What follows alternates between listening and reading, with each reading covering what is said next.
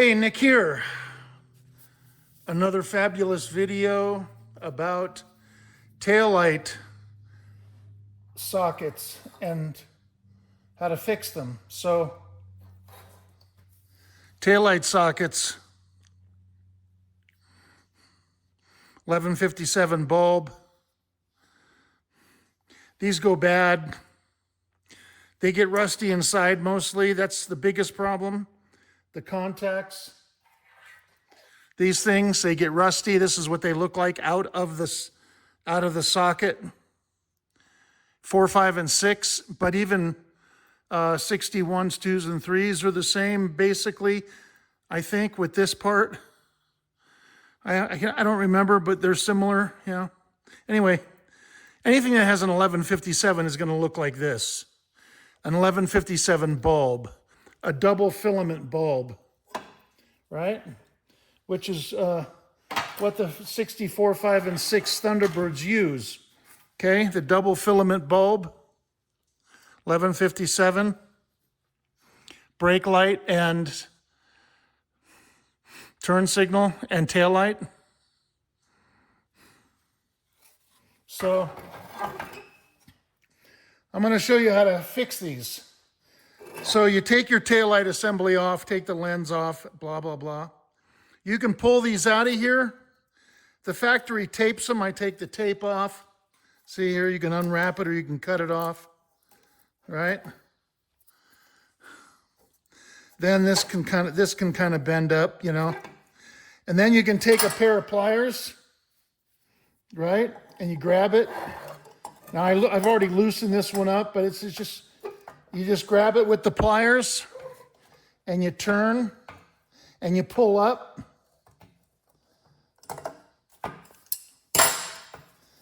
See? Maybe it helps to take the bulb out first. Duh. I can't get the bulb out.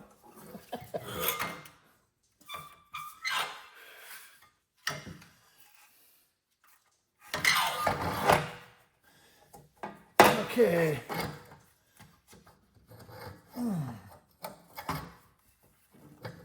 Okay. Look at that. All corroded. It's all green. Look at the sides, all corroded. This has been sitting on the shelf for a while. Now, what I forgot to do is I was going to show you that these worked. So here's the plug. Ground. Power, red wire's power.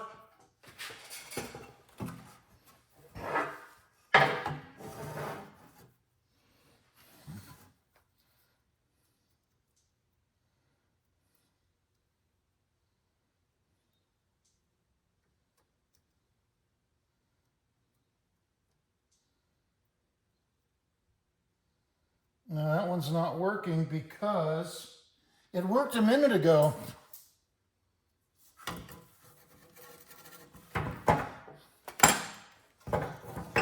Now that I messed with it, see? It's not working now that I messed around with it.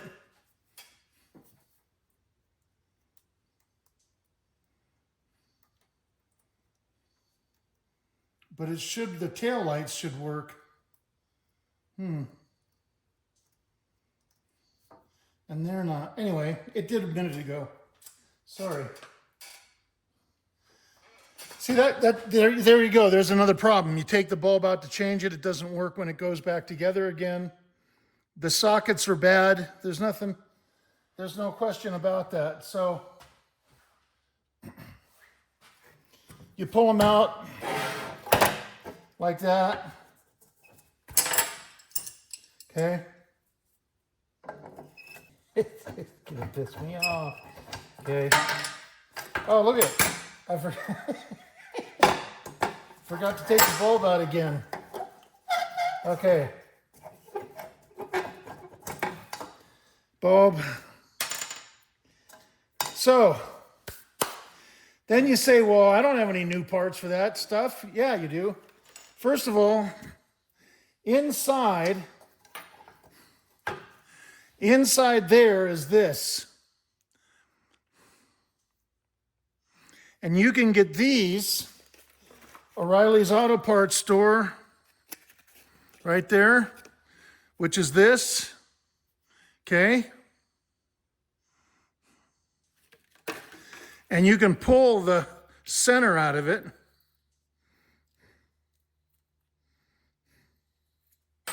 Okay, see? Now here's one of these things. This is one of these where I've taken the tape off and I've taken the old piece out, right? And this is what it looks like. So then you can put the new piece in there. So I cleaned all this up. Okay, needs to be clean, needs to be polished inside. I glass beat it and it's still kind of dusty. You can put steel wool in there and go, or whatever, or wire brush. Anyway, see that little dimple? That's where this goes, that notch. Okay. Look, that's it. There you go. See? Brand new. Now, these things, they go bad too. Okay? So if you look at this, well, there's one that's really bad here. Where's that bad one? Right here. Look at that. See how they crack? Look at that. That's what happens to these. And then when they do that, they don't hold the bulb in. They don't hold the bulb in place. See? See the bulb? See that? It doesn't want to stay into position. Now, one of the things that I thought about this is you can get, I forgot to get one, you can get a hose clamp. Okay, this is what I did. First of all, I got this working, but you can see these sockets are so bad. See that? Yeah, it's hot. The sockets are so bad. That one's not working.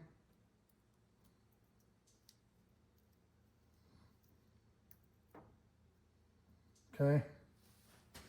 See, so what I did was, you can put hose clamps around these. So look at this. When they're cracked like this, right? They spread and then the bulb doesn't stay in there, okay? So you see what I did? I put a hose clamp around it. A little mini clamp. So not only does that close it up, but it also helps to keep this in. Once you pull it out, this thing, now it's loose. And so that the hose clamp will also help to keep that in. So that's a really good idea, see? I know I thought of it, right? I'm kidding. Anyway, so you can do that. Now I cleaned the bulb.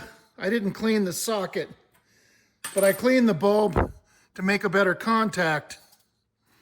And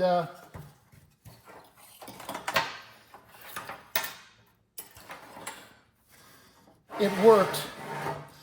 Then you're thinking, well, okay, so then you got to splice them. So you're going to have to, these old, you're not going to reuse the old one probably. Now, don't assume that though. Yours may still be good. For example, this one is still good. It needs to be cleaned.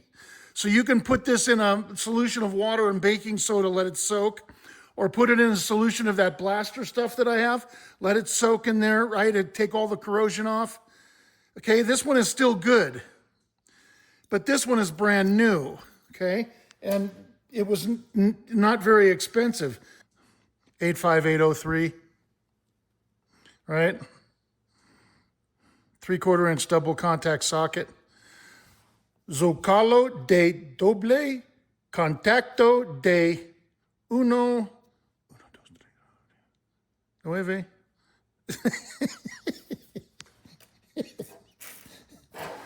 I didn't take Spanish in school, clearly. Oh, look, 1157 LEDs. So let's look at these, how these work. I got these at O'Reilly's, see? So, okay, gonna be the hard way, okay. Cut my fingers open, okay. There we go. So, let's pull this one out. Shit.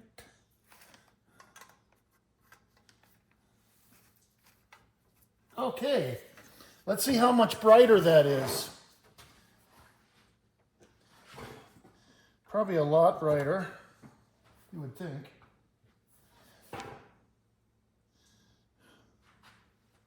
Well, that's weird.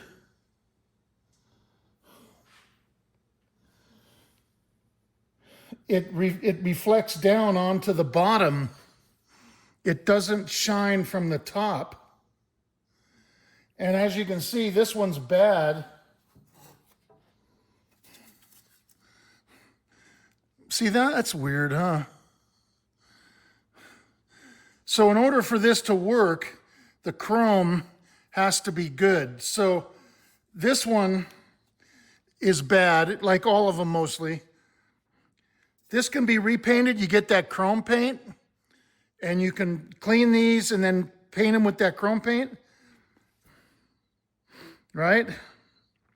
Now I have the socket in crooked, but you can put it in, make sure it's in straight. You know, take a picture of how it came out before you take them out. Because you see the bulb now is in there, this LED bulb is in kind of crooked. It's shining this way because it's shining down and there and down here. That's weird. That's weird.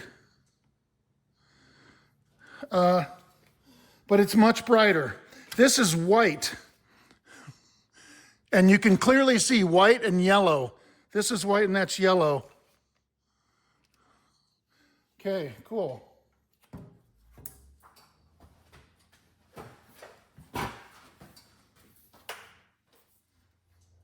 I like that. I'm going to put those in my car. Now, in my car, my 66, I have that white 66. The tail lights are bad, the sockets. I have to fix those. So I got a job ahead of me doing that. Now, you can also get this if you want to. This loom, you can buy those new. Now the company that I bought this from is not, I didn't ask them really, but they're not giving me nothing for this. So I'm not gonna name them because I didn't get nothing. But just call your Thunderbird dealer. See, all new sockets, right? These are kind of cheap, but they're new, which is pretty cool. Now, you know, you're going to go to you're going to use a new one. If all yours are bad like this, I would use a new one here.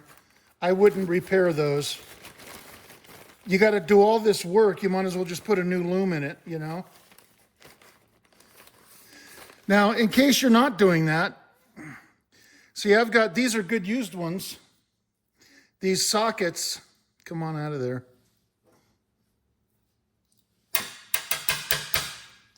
That's not coming out.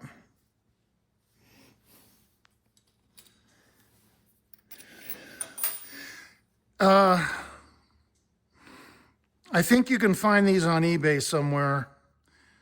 I had 1,000 parts cars, you know, and I was able to find good used ones in some of the parts cars, and enough to where I was able to rebuild these before those wiring looms were available new. Yeah, it's nice having a parts car, you know. I have to tell you. You know, if you were going to make this, if you were going to, knew you were going to keep the car forever, and you were doing a restoration, you know, it might be worth buying a parts car, you know. But you can't buy them today. You know, I used to buy them for $100 all day. For years, I would say I started in 1980, and I would say through the 80s up to the mid 90s, I had calls every day, people in LA, people telling me, I got this car in my driveway, can you get it out of here?